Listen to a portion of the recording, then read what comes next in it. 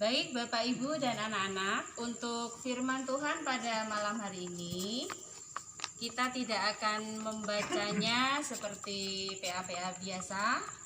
Terkhusus malam ini kita akan memperagakan firman Tuhan yang terdapat di Kejadian 37 ini. Kepada Bapak Ibu dan anak-anak yang akan memainkan peran, dipersilakan untuk bersiap-siap. Yakub dan keluarganya tinggal di tanah Kanaan. Anak Yakub yang bernama Yusuf sangat dikasihi oleh ayahnya lebih dari anak yang lainnya. Yakub menyuruh membuatkan jubah yang indah bagi Yusuf.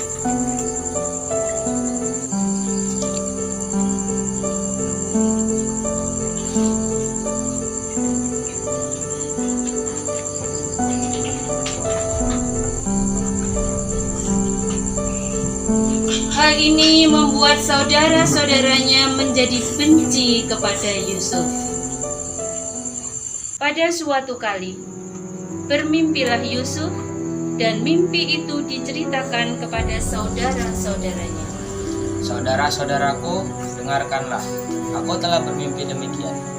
Tampak kita sedang di ladang mengikat berkas-berkas gandum. Lalu bangkitlah berkasku dan berdiri tegak. Kemudian datanglah berkas kamu sekalian, mengelilingi dan sujud menyembah berkasku itu. Apakah engkau ingin menjadi raja atas kami? Apakah engkau ingin berkuasa atas kami? Saudara-saudara Yusuf semakin membencinya. Selang beberapa waktu, Yusuf kembali bermimpi dan menceritakan mimpinya itu kepada ayah dan saudara-saudaranya. Aku bermimpi pula. Tampak matahari, bulan dan 11 bintang sujud menyembah kepadaku. Mimpi apa mimpimu itu? Masakan aku dan ibumu beserta saudara-saudaramu sujud menyembah kepadamu sampai ke tanah. Maka iri hatilah saudara-saudaranya kepadanya. Tetapi ayahnya menyimpan hal itu dalam hatinya. Pada suatu kali, pergilah saudara-saudaranya menggembalakan kambing domba ayahnya di dekat Sikem. Berkatalah Yakub kepada Yusuf, Bukankah saudara-saudaramu sedang mengembalakan kambing domba di dekat Sikem? Marilah engkau kusuruh kepada mereka. Pergilah engkau melihat apakah baik keadaan saudara-saudaramu dan keadaan kambing dombanya, dan bawalah kabar tentang hal itu kepadaku. Lalu pergilah Yusuf seperti apa yang dikatakan ayahnya kepadanya. Yusuf pun sampailah di Sikem dan segera mencari saudara-saudaranya. Di saat dia sedang mencari, bertemulah dia dengan seorang laki-laki. Apakah yang kau cari? Aku mencari saudara-saudaraku. Tolong katakan di mana mereka menggembalakan domba-domba. Mereka telah berangkat dari sini. Sebab kudengar mereka berkata, marilah kita pergi ke kota. Terima kasih sudah memberitahukan keberadaan saudara-saudaraku. Ya, Pergilah Yusuf ke Dotan dan mendapati saudara-saudaranya. Sementara itu dari jauh, saudara-saudaranya melihat kedatangan Yusuf. Dan sebelum Yusuf mendekat, mereka telah bermufakat mencari daya upaya untuk membunuhnya. Hai, lihatlah, si tukang mimpi kita datang. Marilah kita bunuh dia dan kita lemparkan ke dalam sumur. Lalu kita katakan kepada Bapak, seekor binatang buas telah menerkamnya, dan kita lihat nanti bagaimana jadinya mimpinya itu. Janganlah tumpahkan darah, lemparkan dia ke dalam sumur yang ada di gurun ini. Tetapi jangan apa-apakan dia. Baru saja Yusuf sampai kepada saudara-saudaranya, mereka pun menanggalkan jubah Yusuf yang maha indah itu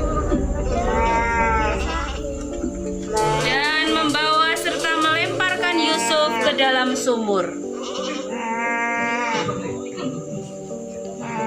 Sumur itu kosong, tidak berair. Kemudian mereka duduklah untuk makan.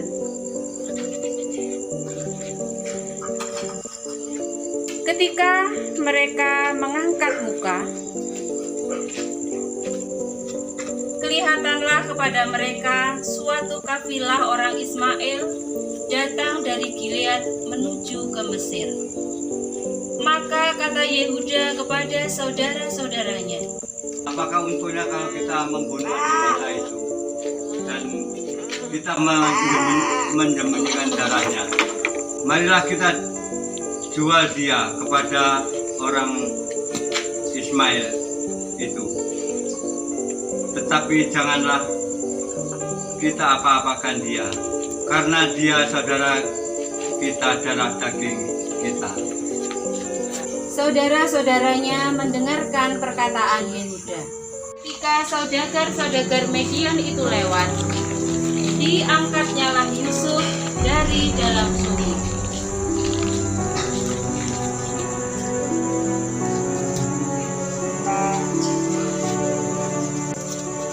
Kemudian dijual dengan harga 20 sikal perak. Lalu Yusuf dibawa mereka ke Mesir. Ketika Yusuf telah dibawa pergi, datanglah Ruben dan melihat ke dalam sumur. Anak Yusuf sudah tidak ada lagi di dalam kuburnya.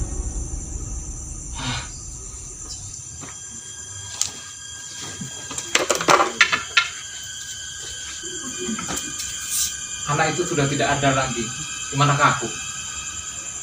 Kemudian mereka mengambil jubah Yusuf dan menyembelih seekor kambing, lalu mencelupkan jubah itu ke dalam darahnya. Jubah maha indah itu diantarkan kepada ayahnya. Ini kami ketemu jubah ini. Periksakan sekarang. Jubah anakmu kah ini? Jubah anakku, binatang buas telah memakannya. Tentulah Yusuf telah diterkam.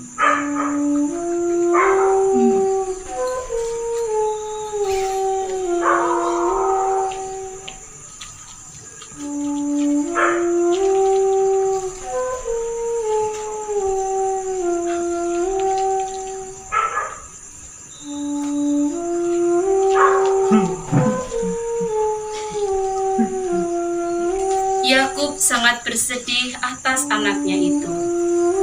Berkabunglah dia berhari-hari lamanya karena anaknya itu. Sekalian anaknya laki-laki dan perempuan berusaha menghiburkan dia. Bapa, janganlah kiranya Bapa berlarut dalam kesedihan. Sudah berhari-hari Bapa bergabung.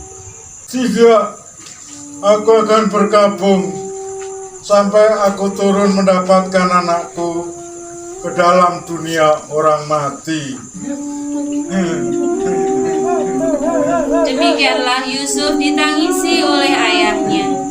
Adapun Yusuf dijual orang Median itu ke Mesir, kepada Potifar, seorang pengawal istana Firaun, kepala pengawal raja. Bapak, Ibu, dan anak-anak, demikian tadi kita sudah menyaksikan peragaan dari firman Tuhan pada malam hari ini.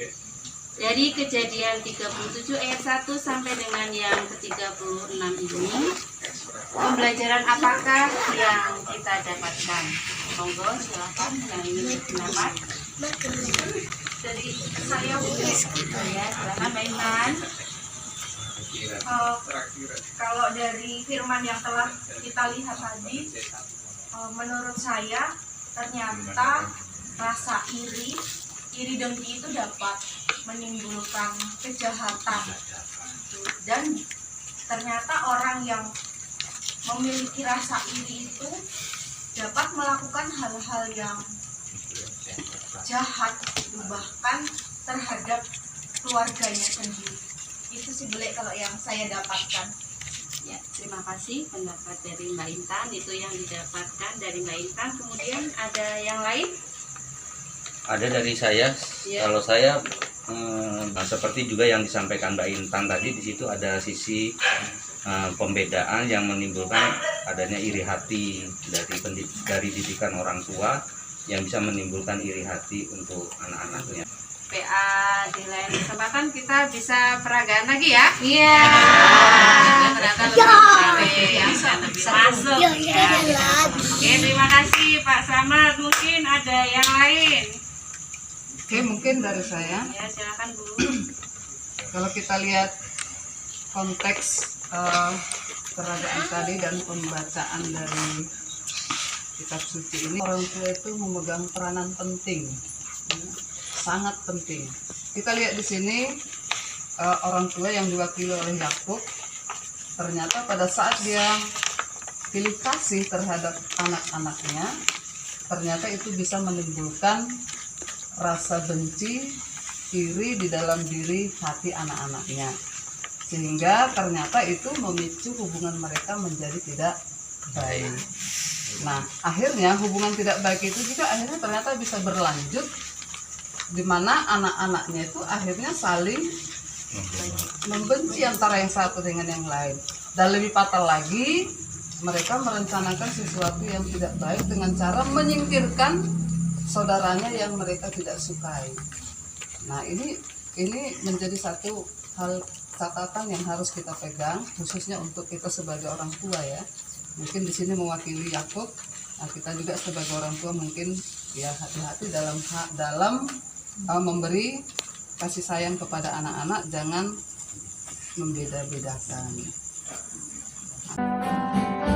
12 anak Yakub jadi